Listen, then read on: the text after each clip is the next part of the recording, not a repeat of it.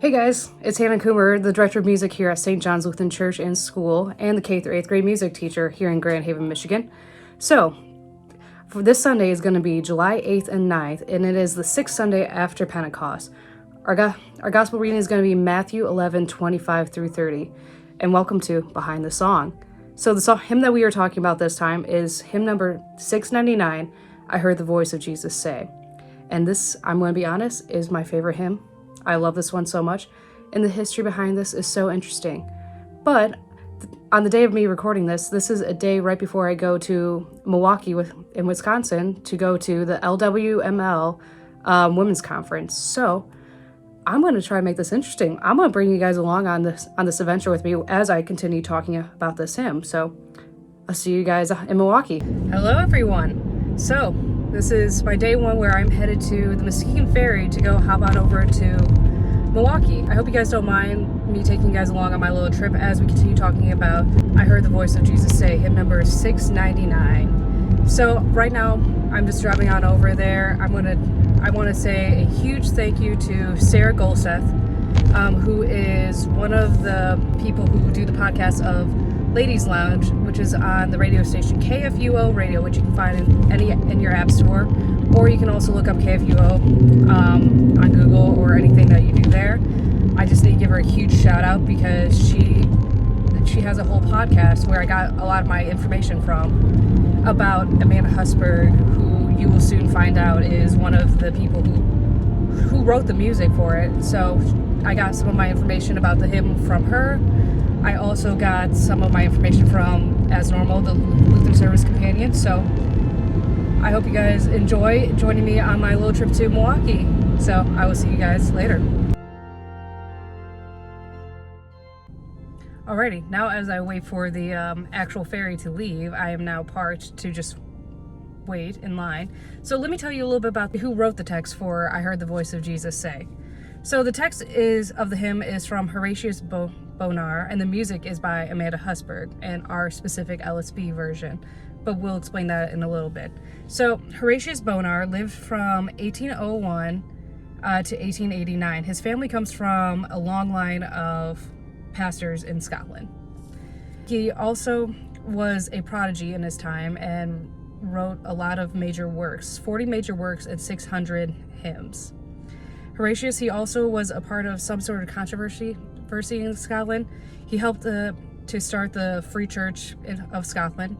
He also was a defender of the revivalist Dwight L. Moody. And still doing all of that, he was still a good pastor. Hearing all of that, it kind of makes sense that he would write a hymn about hearing Jesus' voice, being a part of everything, yet still not forgetting his duties as being a pastor.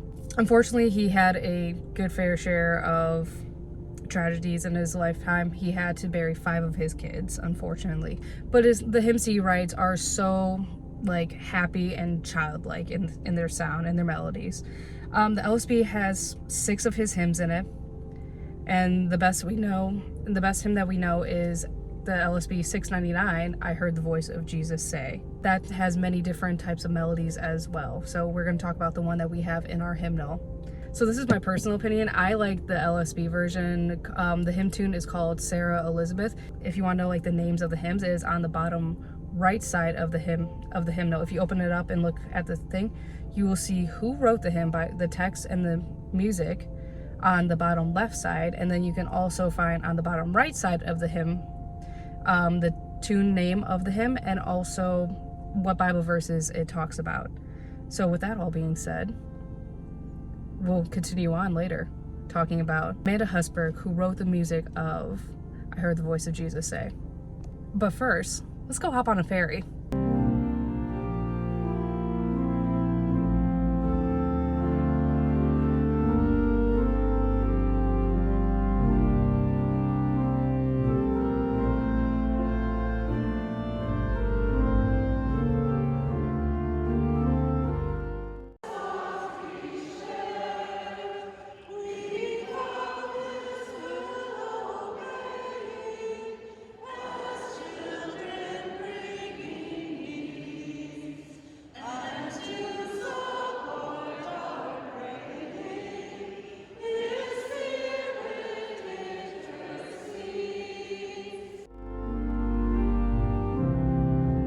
All right, everyone. I'm currently in the Wisconsin Center in one of the rooms where we had one of our conventions. So I want to continue talking about the music of I Heard the Voice of Jesus Say.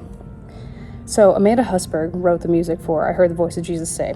In our LSB, we have a different version than compared to the LW or the TLH, the red, green, and maroon hymnals and stuff like that. There's different melodies for this one, but I personally like Amanda Husberg's a lot. Let me just tell you a little bit about Amanda Husberg. Huge shout out to Sarah Golseth and the Ladies Lounge on KFUO Radio, where you can find it again on either your app store or look up kfuoradio.com. You can find Amanda Husberg's podcast, like their whole podcast about her as well. This is where I got the majority of my information from that podcast. So Amanda lived from 1940 to 2021. She was the director of music at St. John's the Evangelist in Williamsburg, a neighborhood in New York, in Brooklyn, New York. She served there for 60 years, till the day of her death, actually. She also served in early childhood at Redeemer Lutheran School in Westfield, New York as well. She also had a side job being the director of one of the New York's public daycare centers. She loved kids. She taught for 36 years. She was a huge advocate for music education and early childhood daycares and worked on that her entire life. So I already love Amanda Husberg. Actually, the more I learned about Amanda, the more I just fell in love with her. I liked her music already, but then learning about her, it just changed my world. She is an amazing woman, and I strive to be like her. She is what I would consider what a good church music director should be, and you'll find out why. So in 1950 was a troubling time in American history, and there was this whole thing called the White Flight, and that was going on over in Amanda's church in Williamsburg.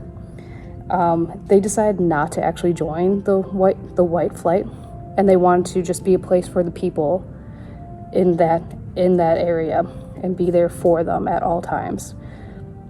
To give you an idea where the church was at the beginning of Amanda's time at the church, it was a very poor neighborhood. Around the 60s and 70s, it started becoming more diverse, started growing a little bit, and the church was very intentional on going out and helping the community. And right across from the church was a public housing project where a lot of their members were coming from. So Amanda knew the power of music and that it is the universal language that everyone understands. She used that to preach the gospel, God's good word, to the people in Williamsburg. And she also adopted the music of the people around there. And she started adapting jazz music, blues, gospel, everything. She started adapting that into the hymns to speak to the people of Williamsburg. Amanda Husberg went to Concordia, Chicago. And if you don't know, Concordia, Chicago teaches you the normal liturgy that we sing at St. John's. So, and that's not very bluesy, jazzy, or anything, but she took that knowledge and adapted it, changed it to make it speak to the people. And I think that is amazing that she didn't try to force the people to sing the way that is the true Lutheran way. No, she adapted it to make sense to them, to have it speak to them, understand it in a way that they get it. And just because of that in general, because of her love of children and teaching kids about music and everything like that, and then her adapting everything is just so amazing. This is why I love Amanda Husberg. So now we will continue on with our next part. So I will see you guys later.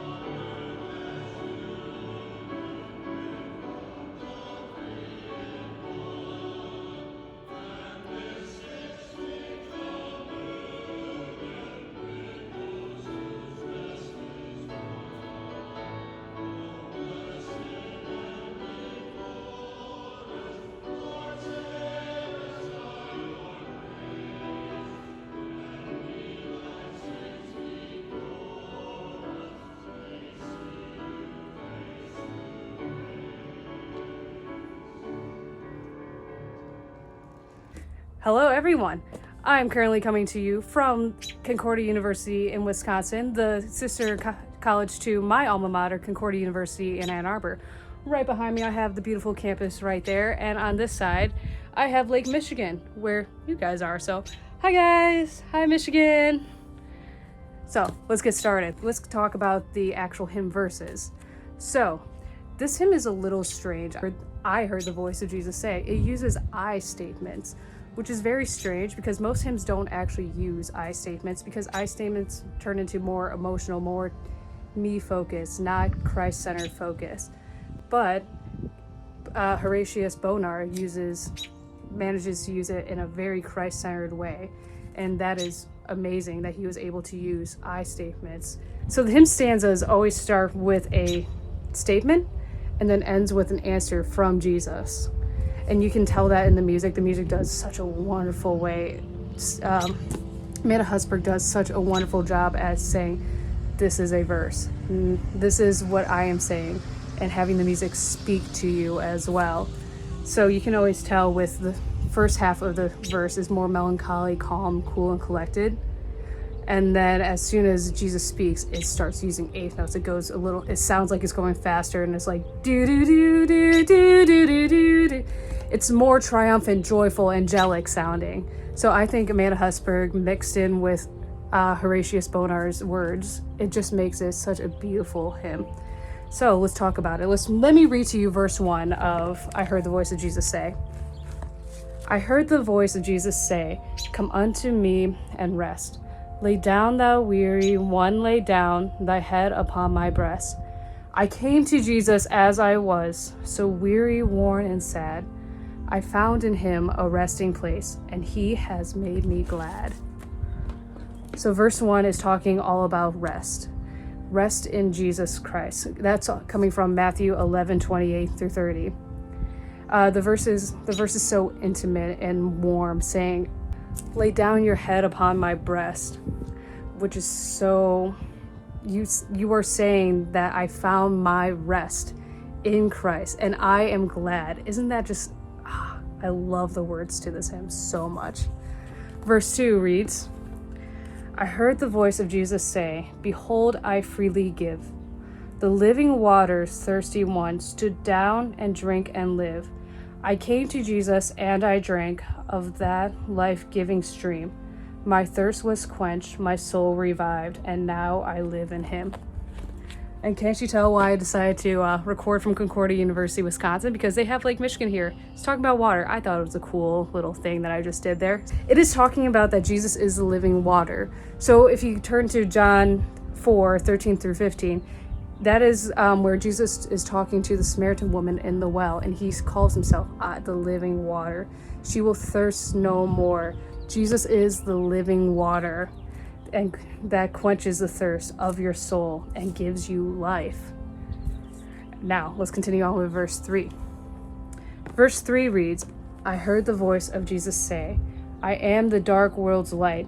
Look unto me, thy morn shall rise, and all thy day be bright. I looked to Jesus, and I found in him my star, my sun, and in that light of life I'll walk, till traveling days are done. Again, I just love the words to this hymn. So verse 3 is talking about that Jesus is talking about light and dark, and Jesus is the light of the world. You can find that in John 1:5-9, and also in John 8:12. Jesus is the light of the world. So here's a really cool thing about this hymn just in general. It's talking about all the things that we need to live in general. So if you think of a farmer, what do plants need? They need food, water, and sunlight. We as humans also need food. I don't know why they didn't add that to the hymn. I think that would be an awesome verse 4 talking about food, because he gave his body. We eat the bread in communion all the time, but that's besides the point. So we need rest. It is very important to get your sleep, right? We need water. It is very important to stay hydrated. And we also need sunlight to live. Without the sun, we would die. And this hymn goes through every single thing that we need to live. And that is exactly why I love this hymn so much. That mixed with all the music and the tonality and everything that Amanda Husberg does with it, and then Horatius Bonar with his words and everything, it just mixes all together and it's so easy to sing, so beautiful and melodic. So I hope you guys enjoyed our little talk about hymn number 699, I Heard the Voice of Jesus Say.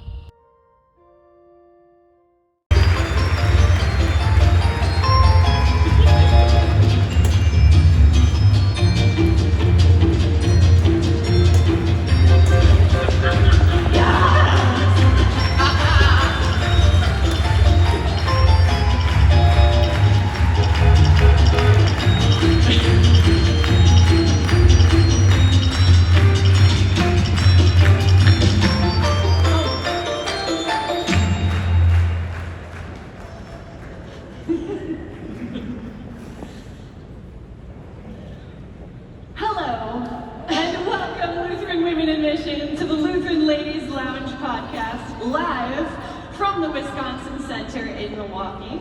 I'm Sarah. I'm Erin. I'm Bree. And I'm Rachel. I think we need one more set of Wisconsin fun facts. Yes. Now, I had a little struggle writing these because I'm a Michigan girl. Yes. Do we have any Michiganders out there? Oh. How about Wisconsinites? How about people who don't come from either state and don't care? Yeah.